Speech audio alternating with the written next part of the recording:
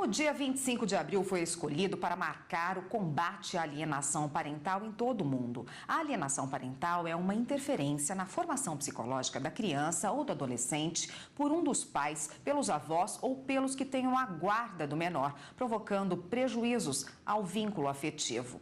Para falar sobre esse assunto, nós convidamos a doutora Renata Vilas Boas, advogada, e que vai conversar com a gente sobre isso. Doutora, como que dá para identificar no dia a dia a alienação parental? Boa tarde a todos e a todas. A alienação parental ela pode ser identificada no momento que a criança ou adolescente começa a ter dificuldade de se relacionar com aquele que está sendo o alvo dessas considerações, dessas críticas, né? Então, assim, antes eu tinha um relacionamento saudável e agora há uma espécie de repúdio, não quer mais estar com aquele que está sofrendo alienação. Geralmente quem percebe é a família ou o próprio alvo da alienação, hein? O pai ou a mãe, dependendo, né? Como um exemplo prático, assim, o que a criança pode fazer que se identifique isso na prática? A primeira seria a mudança do comportamento, né? E depois o repúdio, começar tudo que esse que está sendo alvo começa a falar, essa criança e principalmente o adolescente começa a questionar. Mas isso que você está dizendo não é verdade. Né? Então seria uma forma. E o adolescente bastante questionador, ele vem com essa frase, né? Não foi isso que minha mãe me disse. Quem pode cometer alienação? É só o pai ou só a mãe? É unilateral? Pode acontecer nas duas pontas, né? Ou pelo pai e pela mãe, um tentar ganhar a confiança da criança destruindo a relação com o outro, ou pode ser também por um parente? Em tese, qualquer pessoa que tiver uma ascendência sobre essa criança ou adolescente pode cometer alienação parental. Então, assim, num primeiro momento a gente visualiza os pais e mães, né? Mas eu posso ter avós, como posso ter, por exemplo, uma babá. Que também pode... Pode, né? Essa influência que tem, ou essa ascendência que tem sobre a criança, vem implementando essas falsas memórias, falsas lembranças. E como a pessoa que é atingida identifica quem é que está fazendo isso?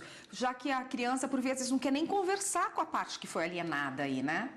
Bom, aí tem todo um processo de investigação e, normalmente... vai depender da fala dessa criança.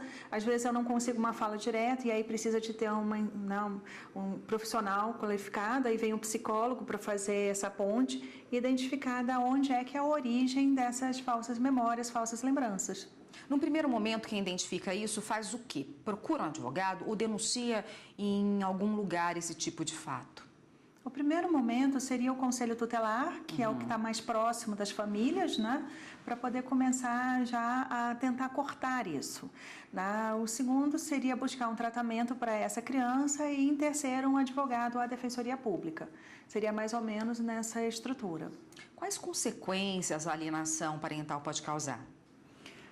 Para a criança e para o adolescente, ele para de acreditar nas relações afetivas. Ele começa a desconfiar de tudo que está sendo dito ou colocado para eles como sendo uma forma de mentira.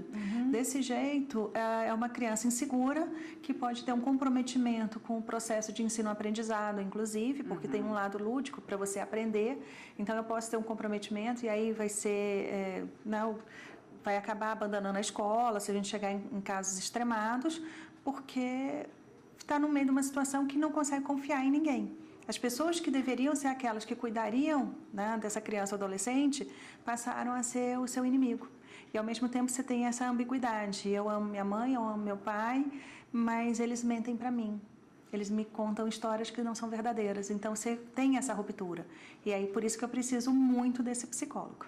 A escola, por vezes, tem escolas que até tem um psicólogo lá para atender. Daí é uma forma de identificar isso também? Pode ser percebido isso no ambiente fora da família, num ambiente escolar, por exemplo? Pode. A professora pode perceber isso, às vezes pelos desenhos que essas crianças fazem, né? E aí essa professora pode, né, perceber que tem algo distinto e fazer esse encaminhamento pelo o psicopedagógico da escola, fazer essa análise, né? Então, assim, eu preciso verificar o que tem com a criança. Qualquer comportamento que é diferente do que ela tinha é um sinal de alerta e precisa ser investigado. Tá ótimo. A gente continua nesse assunto no próximo bloco. Só um minutinho, por favor. Jornal da Justiça está de volta e nós continuamos com a advogada Renata Vilas Boas, que hoje conversa conosco a respeito da alienação parental, esse problema sério e que é punido, né, doutora?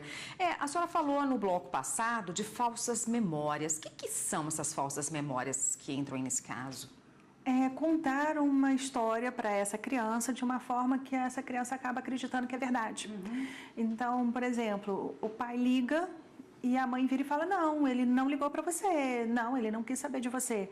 E isso passa a ser uma verdade para aquela criança.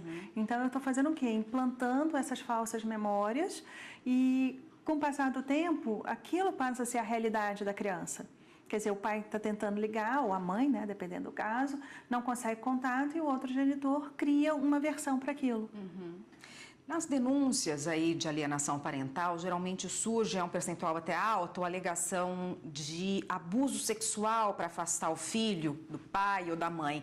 80%, né, segundo estatísticas aí. Isso é uma mentira, né, muitas vezes. Como se comprova?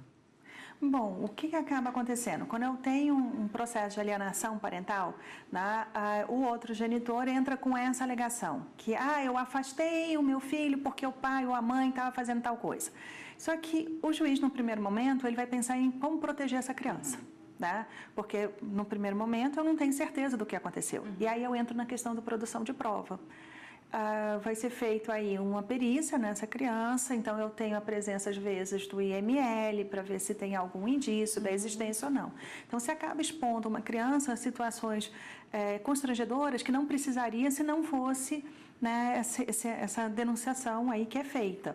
Contudo, preciso para verificar se houve ou não, né?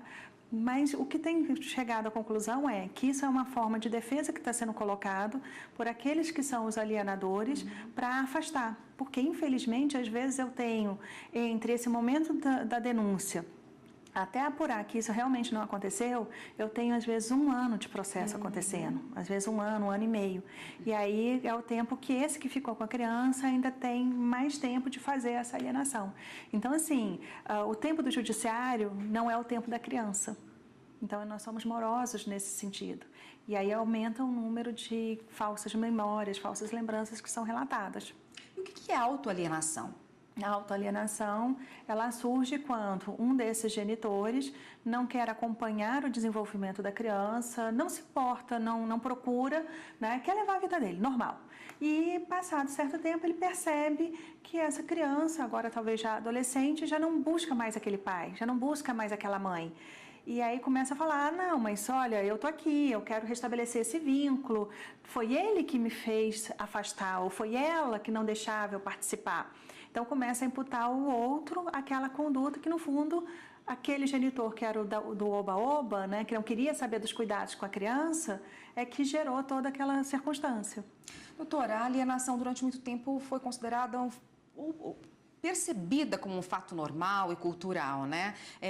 Faz pouco tempo que se colocou isso como uma coisa prejudicial, um fato prejudicial para a criança e até punido, não é? Como lutar com essa questão cultural? Durante um certo tempo, a nossa sociedade, ela colocava sempre o outro como sendo o culpado pelo término do relacionamento, o culpado pelo fim daquilo ali. E essa fala de que tem culpa de alguma coisa, gerava nas relações familiares essa ideia de eu vou ficar com meu filho e você não vai ter acesso a ele.